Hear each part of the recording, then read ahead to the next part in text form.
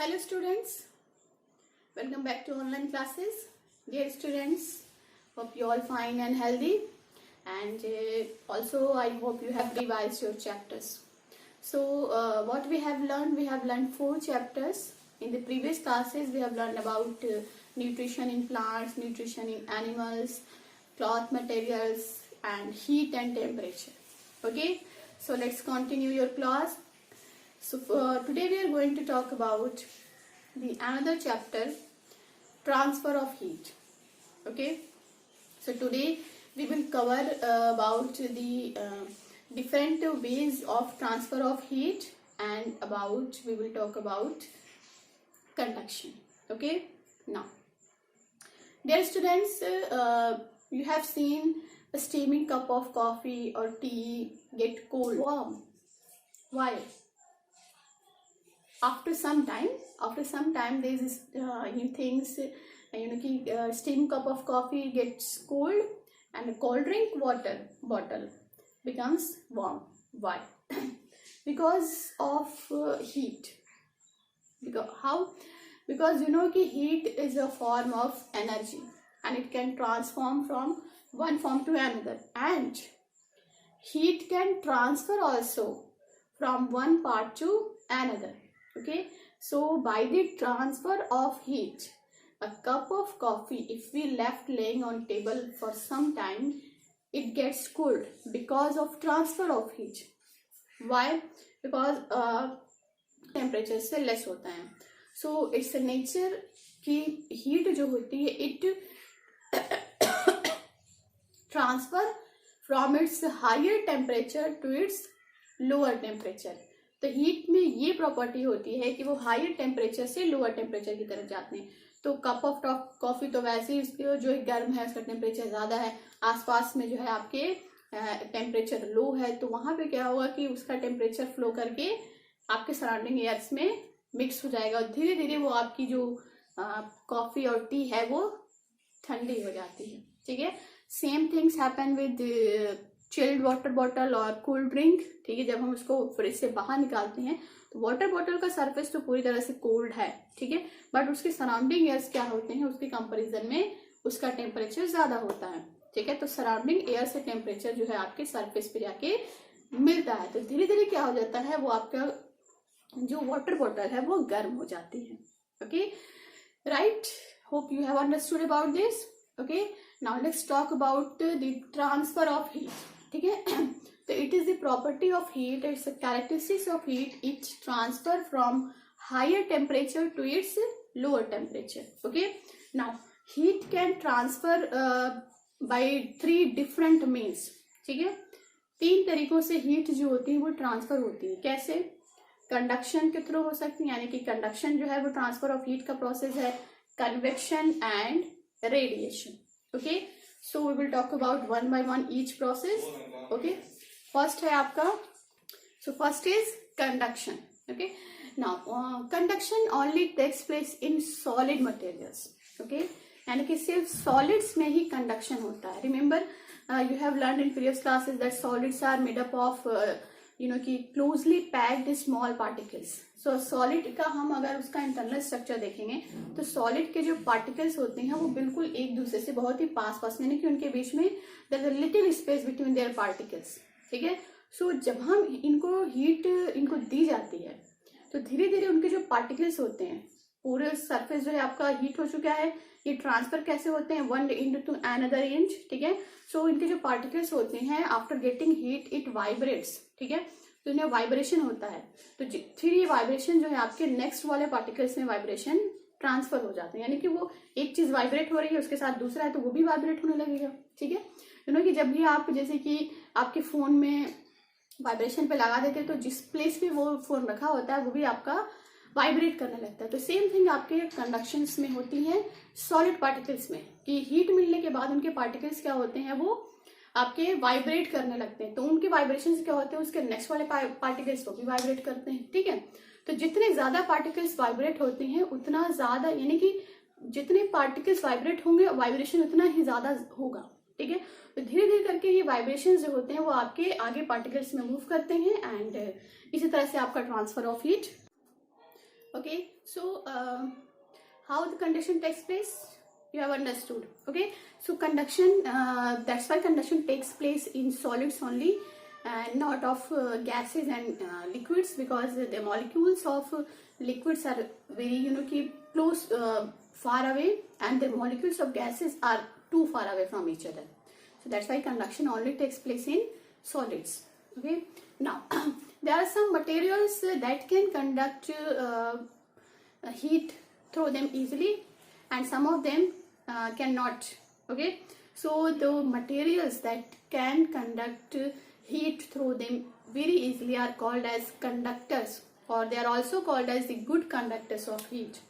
For example, metals, copper, aluminium, silver, and iron, brass are the good example of conductors or good conductors. Okay, and the materials which do not conduct heat through them easily, they are called as the bad conductors of heat or poor conductor of heat. Okay, so there are many substances like plastics, cloth, paper, wood, and wool, cotton, ice, snow, air. They are all bad conductors of heat. Okay, so air is the bad conductor of heat. Okay, when you wear wool, the air present in the spaces between these woolen cloths makes it warm. ठीक है, because जो air होती है वो उनके gap में fill कर जाती है. सो वो एयर से क्या होते हैं, जो हीट का हमारी बॉडी का जो टेम्परेचर है वो आपके एक्सटर्नल एनवायरनमेंट में ट्रांसफर नहीं होता है. ठीक है, तो इस वजह से क्या होता है कि air retain our body temperature, तो हमारा टेम्परेचर जो है वो वैसे का वैसा ही रहता है और हमें थोड़ा और जो है वार्म फील होता है. सेम वैसे ही आपके जो आइस होता है, आइस भी क्या होता है, is a bad conductor of heat. ठीक है, बिकॉज जो पोलर रीजन्स होते हैं वहां पे क्या होता है, आइस के बहुत बड़े बड़े की ब्रिक्स होते हैं, तो उससे क्या करते हैं, हाउस बनाते हैं. तो वो है आपका इग्लू. सो इग्लू से क्या होता है, इग्लू के अंदर अगर आप बैठेंगे तो आपकी बॉडी का टेम्परेचर या इग्लू के अंदर का जो टेम्परेचर है वो बाहर नहीं जाएगा. तो it scapes the temperature from की गोइंग आउटसाइड.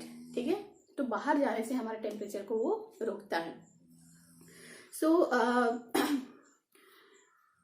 कंडक्शन के लिए I hope you have understood about कि कंडक्शन जो होता है वो सिर्फ सॉलिड्स में होते हैं. मेन पॉइंट, ठीक है, conduction can take place only solids. And conduction जो होता है, कंडक्शन के लिए कंडीशन ये है कि there should be temperature difference between two bodies और two ends of same body. ठीक है, अगर दो बॉडीज एक दूसरे के कांटेक्ट में हैं, ठीक है, तो दोनों के टेम्परेचर में डिफरेंस होना चाहिए. One should be high and one should be lower temperature. ठीक है, एंड सेकेंड इंपॉर्टेंट थिंग कि अगर कंडक्शन होना है सॉलिड्स में तो जो ऑब्जेक्ट है वो बिल्कुल डायरेक्ट कांटेक्ट में होना चाहिए. ठीक है, मान लेते हैं कि एक बॉटल में या फिर एक ग्लास में हमने जो है बिल्कुल चिल्ड वाटर लिया है और एक में हमने जो है बिल्कुल आपके जो है अभी बनी हुई हमने कॉफी या फिर टी रख दिया है. दोनों को बिल्कुल कांटेक्ट में रखेंगे तो इससे क्या होगा कि वो बहुत जल्दी जो है एक दूसरे में उनका जो हीट ट्रांसफर है वो हो जाएगा और दोनों बिल्कुल नॉर्मल टेम्परेचर के हो जाएंगे. अगर वही हमने एक दूसरे से बिल्कुल दूर रख दिया, एक चीज इधर गर्म है और एक चीज इधर ठंडी है, तो ट्रांसफर नहीं होगा, बिल्कुल भी नहीं होगा. तो हमने क्या करना है कि कंडक्शन के लिए जो कंडीशन ये है कि जो ऑब्जेक्ट्स हैं डायरेक्ट कांटेक्ट में होना चाहिए and there should be temperature difference, तभी जो है हाई से लो की तरफ टेम्परेचर मूव करेगा. ओके, नाउ इसकी वजह से क्या होते हैं कि मटेरियल्स को हम क्लासीफाई कर लेंगे हमने, गुड कंडक्टर्स, बैड कंडक्टर्स. ये जो गुड कंडक्टर्स और बैड कंडक्टर्स हैं इनका हमारी डेली लाइफ में यूज है. क्या यूज है कि जो गुड कंडक्टर्स होते हैं तो उन गुड कंडक्टर्स का क्या करते हैं, हम यूज करते हैं, जैसे कि आपके स्टील है, आयरन है, कॉपर है, ब्रास वगैरह है, तो इनका क्या इनके यूटेंसिल्स बनाए जाते हैं यार, की यूज इन मेकिंग यूटेंसिल्स. तो इनके बर्तन बनते हैं, बहुत जल्दी हीट जो है वो इनके अंदर फ्लो करने लगती है, तो हमारा जो फूड है वो बहुत जल्दी पक जाएगा. ठीक है, वैसे ही आपके जो दूसरे कंडक्टर्स हैं यानी कि आपके एल्युमिनियम है, कॉपर है, इसमें क्या होते हैं कि ये जो है आपके हीट जो है इनके अंदर ट्रांसफर होती है, तो इससे इनका यूज किया जाता है इलेक्ट्रिसिटी में, वायर्स बनाने में यूज करते हैं। ठीक है, पाइप्स एंड बॉयलर्स बनाने में यूज करेंगे, केमिकल में, टेक्सटाइल इंडस्ट्रीज में जो मतलब रॉड वगैरह होते हैं, जो हीटिंग एलिमेंट होते हैं, वो इनके बनाए जाते हैं। ठीक है, नाउ गुड कंडक्टर्स तो हो गए, बैड कंडक्टर्स का भी यूज है। ठीक है, जैसे कि वुड, कॉटन, पेपर, ठीक है, प्लास्टिक्स, ये सारी क्या है आपके बैड कंडक्टर्स, यानी कि इसके अंदर से हीट ट्रांसफर नहीं होती है। तो ये बैड कंडक्टर्स जो होते हैं, जो हीट इसमें ट्रांसफर नहीं होती है, इनका यूज हम करते हैं for making handles in utensils. ठीक है, कुकिंग यूटेंसिल्स, जो खाना बनाने वाले जो बर्तन होते हैं उनके हैंडल्स वगैरह जो होते हैं वो इन चीजों के बनाए जाते हैं। आपने देखा होगा, जैसे कि एक प्रेशर कुकर है तो उसका हैंडल में आप देखोगे प्लास्टिक का जो है, लेकिन हार्ड प्लास्टिक होती है, वो लगा होता है, तो वो बैड कंडक्टर्स ऑफ हीट है। तो उससे क्या होता है कि आपको उसको होल्ड करने में आसानी होगी। ठीक है, नेक्स्ट आपके बैड कंडक्टर्स है कि वूलन क्लॉथ्स हैं एंड कॉटन क्लॉथ्स हैं। ठीक है, क्लॉथ्स जो होते हैं वो बैड कंडक्टर्स ऑफ हीट है। तो हमारे जो एक्सटर्नल एनवायरनमेंट का टेम्परेचर है वो हमारे बॉडी के टेम्परेचर पे नहीं आता है, और ना ही हमारे बॉडी का टेम्परेचर आपका डिक्रीज करेगा।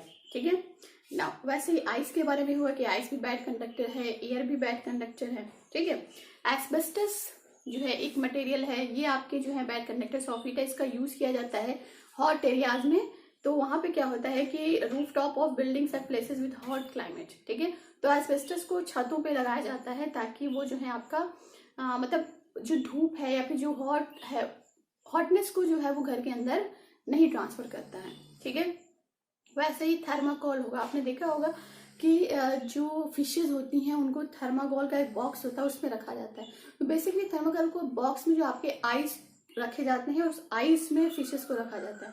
तो बेसिकली जो थर्माकोल होते हैं उनमें जो है आपके आइस बॉक्स उनको कहा जाता है। ठीक है, तो उससे क्या होता है कि जो आइस का जो टेम्परेचर, यानी कि आइस जो है वो मेल्ट नहीं होता है, वो उतने ही पे होता है। तो आपका जो थर्माकोल है is a bad conductors of heat. Okay, I think it's clear. अगर आप डेली लाइफ में इसको करना चाहते हैं या फिर नहीं करना चाहते तो आप इसको घर में देख सकते हैं कि अगर आज जो है आपकी मम्मी ने कुछ पका रही है, जैसे कि वो है कोई भी यूटेंसिल्स हैं, कोई भगोना है, कोई पतीला है, तो उसको पका रही है, उसमें अगर उन्होंने वो छोड़ दिया है जो स्पून है जिससे वो चला रही है, तो उसका क्या होगा कि कुछ देर तक उसमें छोड़ने पे क्या होगा कि उसका जो इंड है, यानी जहाँ से हम उसको होल्ड करते हैं, वो भी गर्म हो जाता है। ठीक है, क्योंकि उसका एक इंड क्या है वो बर्तन के अंदर है। ठीक है, और दूसरा क्या है बाहर की तरफ है। तो बर्तन के अंदर क्या हो रहा है कि हीट निकल रही है, खाना पक रहा है, वहां पे टेम्परेचर ज्यादा है, तो वो टेम्परेचर और जो हीट है वो ट्रांसफर होके उसके लास्ट एंड पे आती है। जब आप उसको पकड़ते हैं तो बहुत गर्म लगता है। ठीक है, सो इसलिए कहते हैं कि उसके अंदर नहीं छोड़ना चाहिए। तो इससे क्या होगा कि हीट जो है आपकी ट्रांसफर होती है सॉलिड्स में। ना नेक्स्ट है आपका कन्वेक्शन।